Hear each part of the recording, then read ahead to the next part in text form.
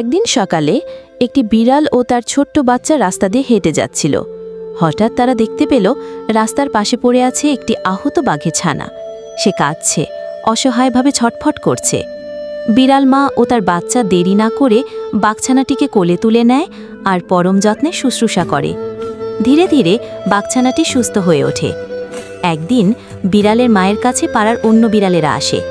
তারা বাঘছানাটিকে দেখে ভয় পেয়ে যায় আর বলে, এ তো বাঘের বাচ্চা, বড় হলে আমাদের খেয়ে ফেলবে, ওকে এক্ষুনি এখান থেকে তাড়াও। বিড়াল মা তাদের বোঝানোর চেষ্টা করে যে ও এখন ছোট আর আমাদের বন্ধু, কিন্তু কেউ তার কথা শোনে না। তারা সবাই মিলে বাঘছানাটিকে তাড়িয়ে দিতে চায়।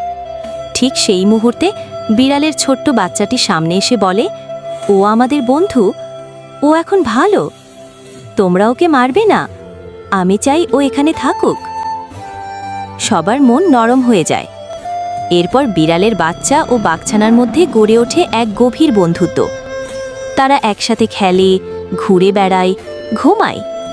কিছুদিন পর বাঘছানার মা বাবা তাকে খুঁজে পায়। তারা এসে তাকে নিয়ে যায় গভীর জঙ্গলে। বিদায়ের সময় বিড়ালের বাচ্চা মন খারাপ করে এক কোণে বসে থাকে।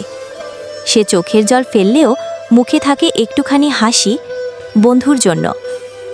তারপর এক রাতে কিছু দুষ্টু শিয়াল বিড়ালদের পাড়ায় আক্রমণ চালায়। ভয় আর আতঙ্কে সবাই ছোটাছুটি করে। ঠিক তখনই গর্জে ওঠে কিছু বাঘ। তারা ছুটে এসে শিয়ালদের তাড়িয়ে দেয়। সবাই চমকে যায়।